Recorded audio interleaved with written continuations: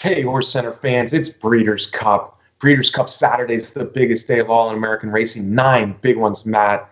What are we doing this week on the show? Wow, 9 races, Brian. We got our picks in place, top threes and wagers for all of our HorseCenter fans. Matt and I want to win money with our picks in the Breeders' Cup, and we want you to win money too. Watch the show now, right here on HorseCenter.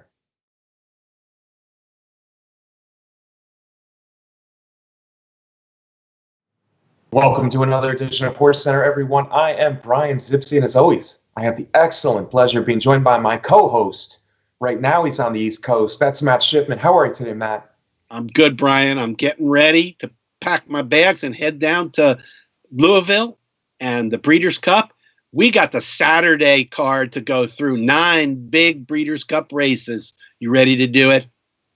Let's do it, Matt. I can't wait for your arrival here in Kentucky so we can be at the Breeders' Cup together as it should be. Let's jump right into these races. We got 9 of them, as you said, Matt, on Saturday, and it starts with the Filly and Mare Sprint early on Saturday.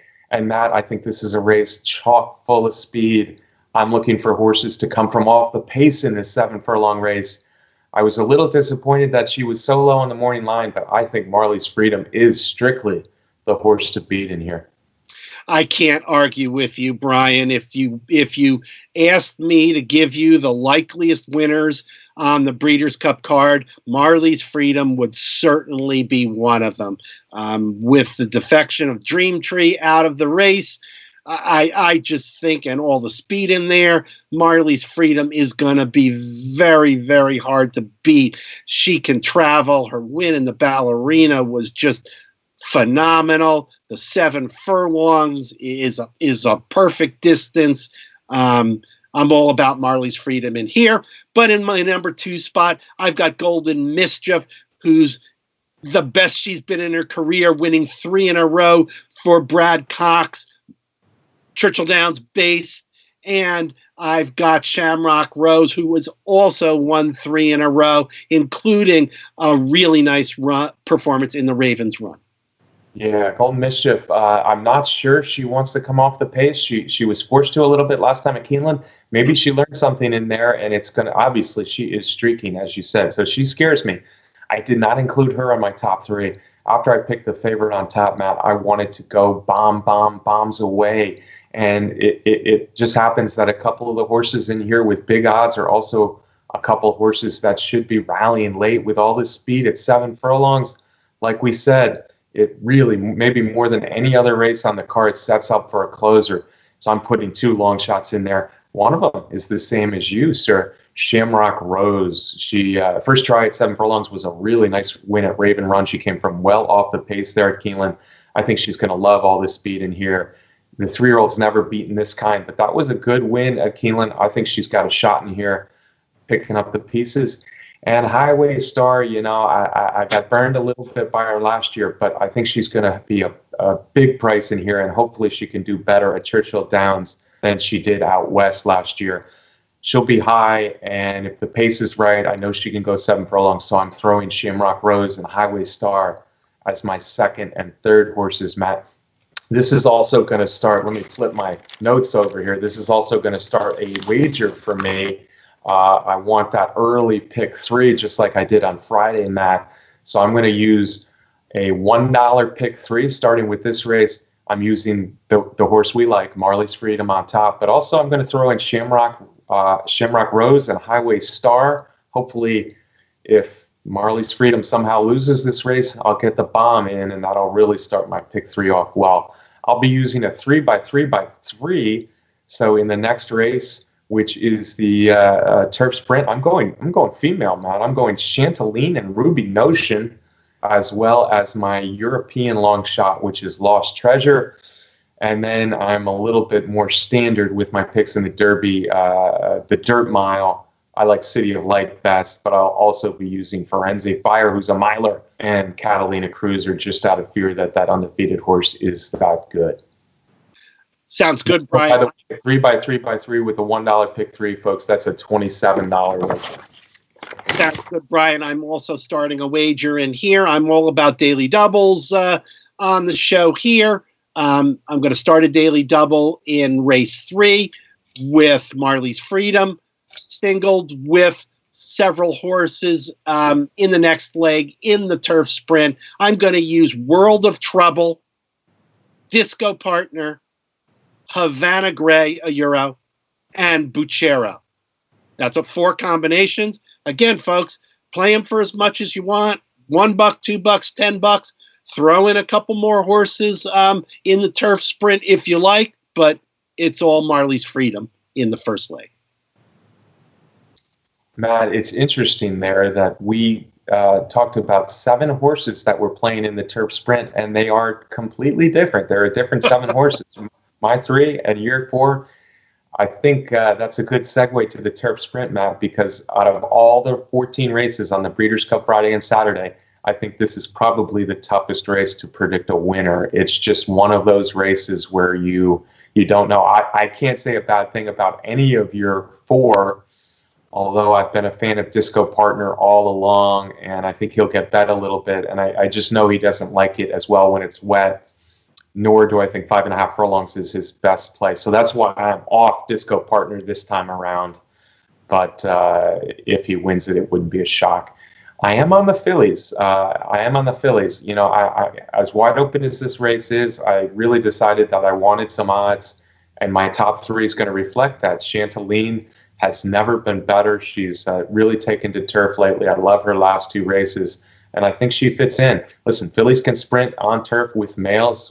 We've had some success with that in years past, and I think Chanteline and also Ruby Notion, the horse that beat her a few starts back on a wet turf course at Saratoga, also fits in the distance, the turf condition, and the running style. I like the fillies quite a bit, and they'll both be good odds. And then Lost Treasure, a lot of European horses here to consider. I just think he's a real pro at this distance, and he probably too will be coming off the pace a little bit, and I kind of like that in this spot. Sounds fair, Brian. My top pick is World of Trouble in here. He's a horse that began his career on the dirt, and then Jason Service made a switch during the summer to turf sprinting, and he found himself a firecracker in here because World of Trouble has done nothing wrong, has run very fast. I was a little bit scratching my head about the 6-1 morning line odds that were assigned. I thought that he might be a bigger price than that, but we'll have to see. Disco Partner, I agree. Certainly 6 furlongs is his best distance, but 5.5 is better than the 5 furlongs that he had to run at Del Mar last year. Stormy Liberal, I mean, I think we have to mention Stormy Liberals. He's going to be a big favorite. He's probably never been better than he has right now, but you know what, Brian? He stinks outside of California. Has never won a race 4 tries outside of California. That scares me. Yeah, absolutely. Stormy Liberal, it's great to see a horse who keeps winning these photos as he does, and certainly a horse to worry about. But as the likely favorite, yeah, I'm not going to bet him either away from California. And World of Trouble is just a super talented 3-year-old. He's stepping up in class. I'm worried about the speed a little bit, but certainly I fear him. And we should mention Rainbow Air, Matt, because that's a Jersey bred, and that's a Jersey bred with a shot in here. He too should be rallying. A really classy horse. He was bred this year. He covered about 40 mares, and they wanted to bring him back specifically for this race. So he got 1 good prep in, which I thought was very solid. So he's another interesting story and a horse who has a shot in the turf sprint, as do almost everyone in this field. All right, Matt, let's go. Bottom line, this is a spread race. Spread it, Matt. That's right. Okay, so the next race on the agenda, Matt, is the Dirt Mile, and I have a little different feeling about this one that I do in the turf sprint. Whereas I think the favorites probably are going to be tough in here. I landed on the second choice though because I think City of Light was born for a 1-turn mile. Really classy horse. He's proved it at distances from sprinting all the way up to 10 furlongs. I like his progression into the race. He had trouble last time. I like his chances here. Even from the rail, I don't think that's going to hurt him. So I think City of Light will be the horse to beat in the Breeders' Cup Dirt Mile. Yeah, I agree with what you're saying, Brian, but I really think that Catalina Cruiser is going to be hard to beat in here. He's fast. I don't think there's a lot of speed in there that's going to be problematic for him in the beginning. I think John Sadler's finally going to get a Breeders' Cup victory with Catalina Cruiser. My other two horses in here, I like City of Light in here too, Brian. But I was looking for something a little pricier in my other two spots, and I got a couple closers in here. I've got Seven Trumpets in the second spot and Seeking the Soul in the third spot. I think they're both going to be running fast at the end of the race. Yeah, Seeking the Soul, he was going to be a bomb for me if he got into the Classic. They're running the Dirt Mile, which I still think he has a shot in here, but I didn't keep him in my top three. Catalina Cruiser I respect, but never been away from California, and he's never really had anything but the races his own way. So for those reasons, and I really don't know if he's beaten a heck of a lot out there yet. So I think there's a lot of question marks on the favorite in here.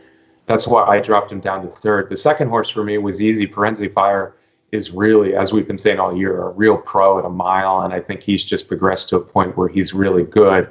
I think it'll be tough to beat the older horses in here, but he's a 3-year-old with definitely a shot. So better odds, I like him in second in the Dirt Mile. Matt, we're going to go next to the Filly and Mare Turf.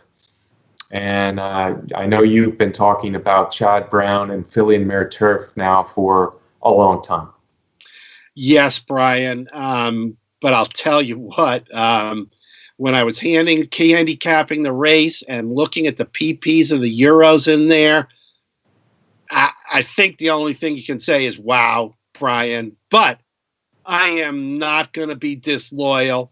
I am not going to turn my back on Sistercharlie. I am going to stick with Sistercharlie in here. She's been so good. And we know that she ran really well in Europe against a lot of good European horses. But, Brian, when you look at the likes of Wild Illusion, who won on the ARC undercard, and you look at Ezirya in there, never been out of the top three in, I think, 11 races in her career running against the best. Those are some, and that's just naming a couple. Those are some formidable Europeans in there that are going to be very hard to beat. Well, you mentioned my top two horses, Matt, and I agree with you. The Euros are formidable. We didn't even talk about 4-Star Crook yet. There's a few other good ones over here. But yeah, I, like you, have Sistercharlie as the most likely American. She's an American now. But I have her down in the third spot, and part of it was odds. If you ask me who the most likely winner, I would probably say Wild Illusion. She's just gotten so good. She likes 1.25 miles, just slightly over Sistercharlie. But I couldn't deny how good what you said. The form from the Irish filly, the Dermot Weld filly, Ezirya, is. I think she'll be somewhat, with these Aidan O'Brien fillies and Sistercharlie, I think she'll be somewhat ignored on the odds board.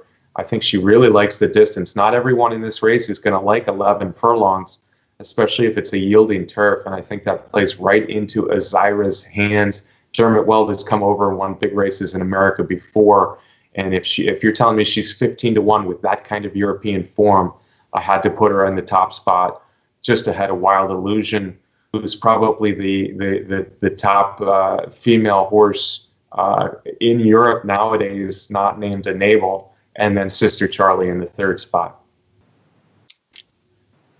All right, Matt, this is another one of the races where I have a suggested wager, and it's going to fit what I just said. I'm going to unload a little bit on this daily double here, $5 daily double, and I'm going to use my long shot from Dermot Weld that both Matt and I like, Ezirya, but I'm also going to throw in the two horses I think the ones to beat, Wild Illusion and Sistercharlie. So 3 horses in the Filly and Mare Turf with my top 3.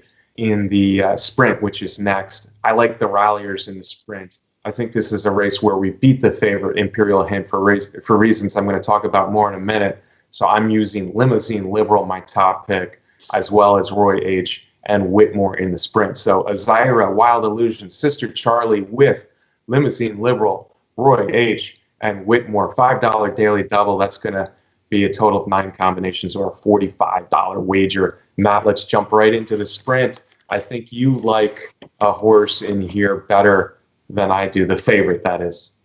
You know, Brian, this is such a wide open race, as we've said before. But the more I looked trying to find the reasons to not like Imperial Hint in here, and I just felt like any of the reasons that I came up with, I was just making stuff up. So I left Imperial Hint at the number 1 spot. If he runs races like he ran this summer, he's going to be very hard to beat. I have to respect Roy H. He came back and ran a big one, but I can't put him on top. I don't love the rider. I don't love having Paco Lopez in a big race like that. Paco is 0 for 9 in the Breeders' Cup. That scares me away in there with Roy H. But Roy H. could win the race despite that. And Limousine Liberal, Mr. Churchill Downs, stellar, 6 wins and 8 starts in there. That's my top 3. Yeah, and I have 2 of those 3. You already know my top 3 from the daily double bet. Limousine Liberal is my top pick. He's ran into trouble the last couple times, but as Matt said, he's a Churchill Downs superstar, Matt. He's won his last 5 races at Churchill Downs. He's won 5 straight stakes races. If the track, we're not thinking that the track is going to be wet on Saturday, especially the main track, but if it does come up wet somehow, I think he'll love that as well. But I really like the speed in here to crumble just a little bit. Sure, Imperial Hint is a admirable, top-notch sprinter. He was second to Roy H., ran a big race in the Breeders' Cup Sprint last year. But of the 2 of them, Matt, I think Roy H. is rounding back into form. Of the 2 of them, I think Roy H. is the more likely horse to rally just a little bit. And I prefer that in this pace setup because it's going to be fast with Promises Fulfilled and the California Distinctive B in there. And I think Imperial Hint is going to chase that. Imperial Hint is also off the board in both of his starts at Churchill Downs. Granted, this is his preferred distance that he's getting this time. But I think this sprint is contentious enough where we can beat the favorite. So I'm keeping Imperial Hint off the board, off my top 3. Limousine Liberal, Roy H. from a little bit of a stalking position. And then I think, much like Limousine Liberal, I think Whitmore will definitely be picking them up in the stretch. So he's my 3rd spot in the sprint. All right, Matt, what's next? I think we go to another wide open European-laden race here. It's the Breeders' Cup Mile. I wanted to like Oscar Performance. I've been a fan of Oscar Performance for 3 years, but I don't know. I look at all these Europeans again, and I got scared that the Euros, or one of these Euros, is just going to be too much in the Breeders' Cup Mile. Yeah, Brian, I kind of felt the same way, but I am not completely abandoning the Americans. I've got Americans in 2nd and 3rd, but on top, I've got a Euro. I've got Mustachary on top. 2 big wins, a huge time form rating number. So I'm going to put that Euro on top. I'm going to go with Oscar Performance in the 2nd position, and I'm going to put Next Shares in the number 3 spot. He ran a huge race, Brian, in the Shadwell Mile. So I'm going to put Americans in the 2nd and 3rd spot. That may not be a good idea, but I'm going to hedge that a little bit because I'm going to start one of my daily double plays in here. I'm going to use a bunch of horses from the mile. That's my top 3 with Mustachary, Oscar Performance, Next Shares. But then I'm going to throw in a few other Euros now, Brian, also to put in the daily double. Happily, I Can Fly, and One Master. I'm going to use them all in the distaff, which is the next race, with Abel Tasman. Very good, Matt. For good or for bad, we've been alike on a lot of these races. We're quite different in the Breeders' Cup Mile. I think we both recognize this as a race that's pretty wide open. Mustachery, yeah, his form over in Europe is good, but I tell you what, he hasn't been running against as good horses as a lot of the Euros in here, and he's in the far outside post spot. So I actually left him off my ticket. I have a ticket starting in here as well. First off, my top pick is a horse you didn't even mention. That's Polydream. Polydream had some trouble last time, but she's been a real budding star over in France. I think a mile will be just fine. Folks, you're going to recognize the connections there. That's Wertheimer and, of course, Freddie Head once again. Freddie Head of Me-esque and Goldakova fame. I think he's got another that type of filly. Maybe not quite that good, but I think Polydream is that kind of filly, and I just think she fits in here really well.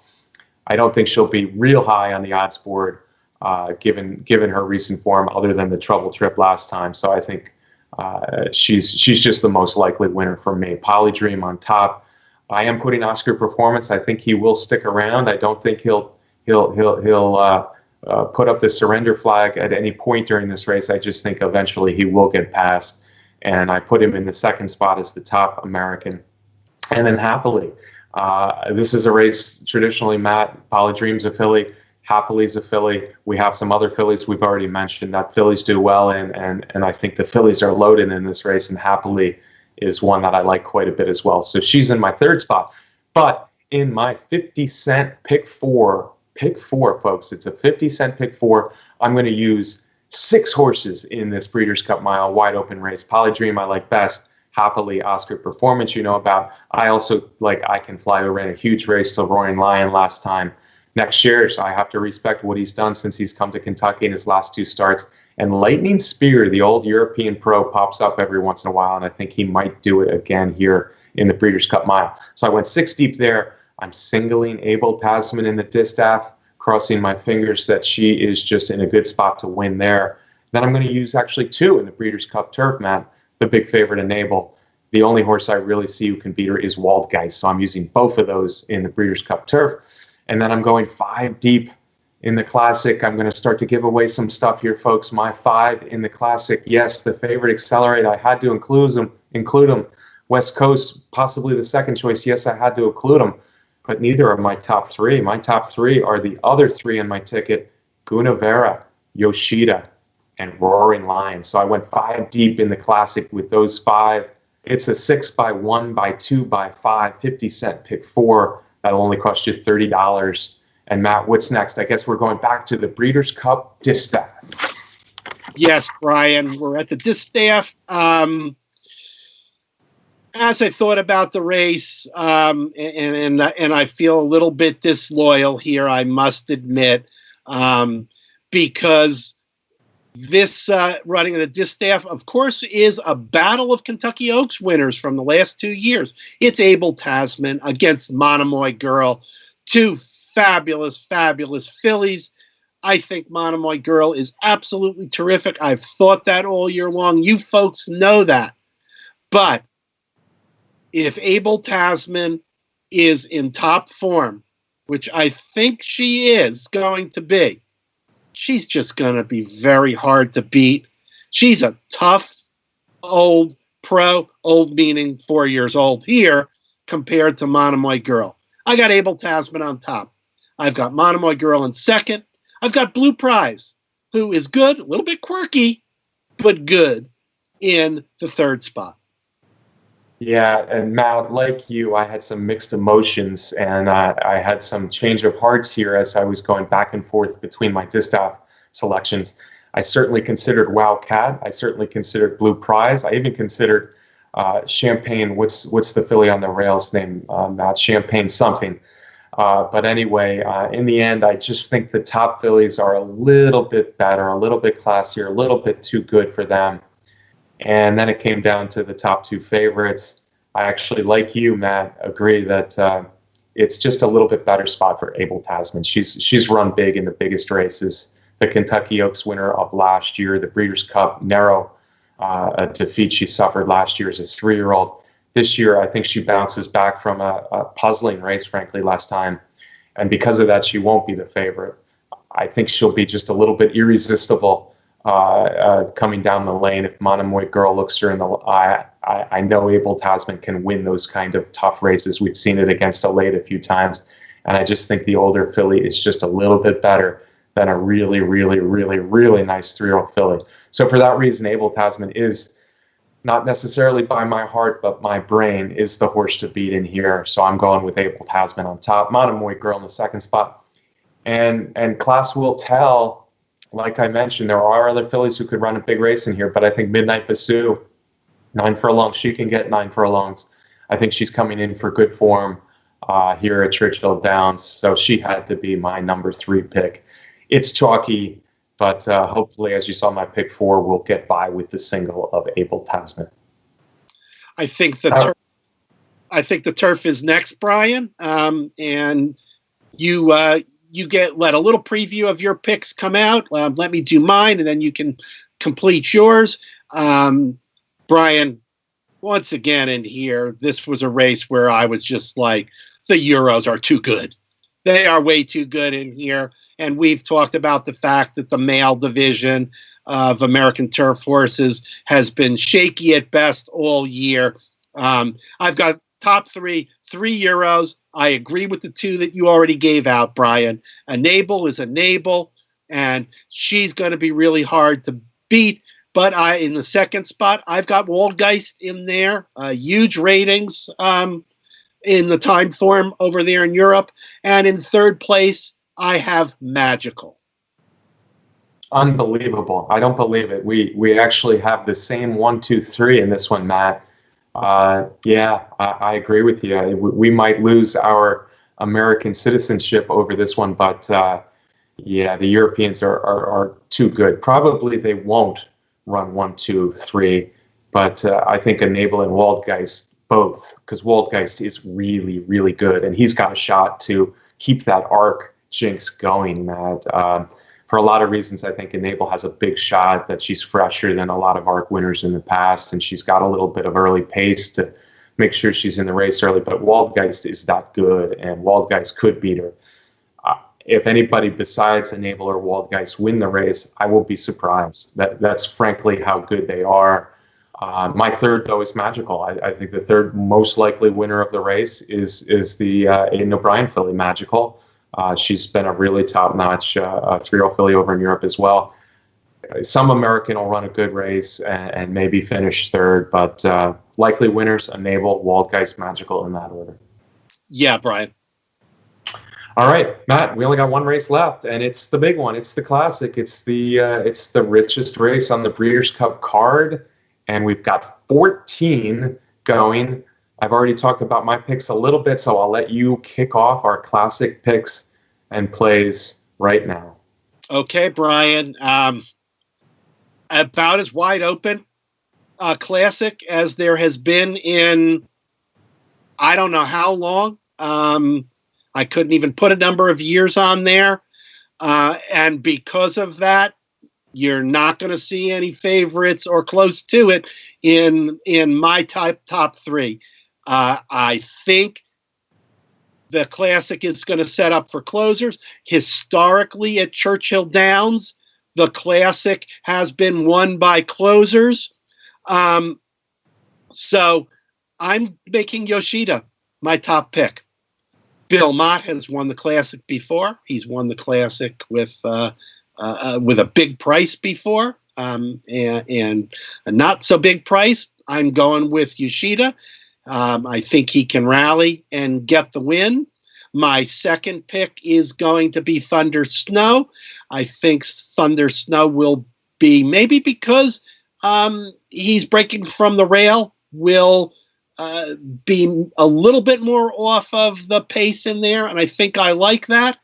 And I'm going to stop fighting it, Brian, to pick up the pieces and maybe get in the top 3 at a big price again. I'm going with Discreet Lover. I'm not fighting it anymore. He's going to make his move, and he's going to come running. Yeah, well, Matt, if you like Yoshida like you do, and I do too, I think you have to look at that Woodward one more time, because Gunnevera really went way wide in that Woodward. I had no idea I'd be picking these two horses, top two in the Breeders' Cup Classic, off what wasn't the strongest Woodward in the world. But I like the races the top two ran, and I like the way this race sets up. It's a tough race. There's a lot of horses that could win. But here's my thinking. Such a wide open race, and the favorite got done no favors by being stuck out on the 14 hole when Accelerate drew the 14 hole yesterday. So all the more reason to think that there's some odds that's going to happen. I'd be surprised if at least one of the top two isn't a long shot in this race. I think Gunnevera overall is a better horse than Discreet Lover. Discreet Lover had his day in the sun in the Jockey Club Gold Cup, or the lack of sun. So I'm pretty sure that Gunnevera is going to beat Discreet Lover this time. Sorry to say for your number 3 pick there, Matt, but Gunnevera Yoshida will get pace. I don't think it's a race when you don't have horses that are standouts and you have a lot of horses wanting to be up or near the lead. I think often what happens is it collapses a little bit. And Mendelssohn scares me a little. Catholic Boy scares me a little bit. Accelerate certainly scares me a little bit. But I think in a race like this, often the pace collapses. Drosselmeyer comes and gets him. Gunnevera, Yoshida, those are my two to come and get him. Now let's talk about Royal Lion just a little bit, Matt, because I think he's going to be the European Horse of the Year. He reminds me so much of Giants Causeway, who I guess it was 18 years ago ran such a huge race to lose to the Heart of a Champion of Tis Now down the stretch at Churchill Downs in that classic. I see a lot of Giants Causeway in Roaring Lion. Roaring Lion can run a mile. He can win big races at a mile, but he really is a 1.25 mile horse. I think he has a nice style where he can certainly pick up horses. He doesn't need to be anywhere near the lead early. And there's enough dirt breeding, enough class there to think, yes, one more European. I think Royal Lion is very well could run a big race. So I have him in the 3rd spot, Matt. And as you know, I used a few more in my pick 4. But I really do like Gunnevera and Yoshida with the odds, and Roaring Lion too. All 3 are double digits on the morning line. Hey, how about that, Brian? You and I, 2 top 3s in the Classic, and neither one of us has a Bob Baffert horse picked. Yeah, I'm more afraid of West Coast, like we talked about, than McKinsey. But I just don't think the Bafferts are true superstar Bafferts like we've seen in other years. And there'll be 2 more horses that will be on or near the lead. So I'm going against Baffert this year, and I'm going with the ralliers and long shots. Yeah, well, of course, I think you and I think that Baffert's got a good shot earlier in the card with Marley's Freedom and Abel Tasman, of course. We think it's a Philly day for Mr. Baffert. There you go. I agree, Matt. All right, folks, that was 9 big races on Breeders' Cup Saturday. It's going to be a lot of fun. I do really believe that there's a real good opportunity for some big prices. So hopefully our show, Matt and our picks, helped a little bit you find that long shot or long shots that are going to run big on Saturday, because I think it's going to happen. Hey, Matt, let's get a closing shot from you on our Breeders' Cup Picks and Plays edition. Hey, of course, fans, HorseCenter watchers that are going to be at the Breeders' Cup. Brian and I will be there. No doubt we'll be out walking around on the grounds at various times on Friday and Saturday. Please say hello and let us know how you're doing if you see us at Churchill Downs. Absolutely, Matt. I want to thank our sponsor, the best contest site out there, Derby Wars. Feel free to hit that good old subscribe button right here on the YouTube channel at Horse Racing Nation. We got to thank our producer, Matt, the best producer out there, Brett Workman, and a friend of ours as well. And finally, folks, I want to wish you a happy Breeders' Cup, a wealthy Breeders' Cup. Go get them because there's opportunity to win some money, but most of all, we'll all enjoy 14 races over 2 days of great racing here at Churchill Downs. Hope to see you at the track, and we'll definitely see you right here next week on HorseCenter.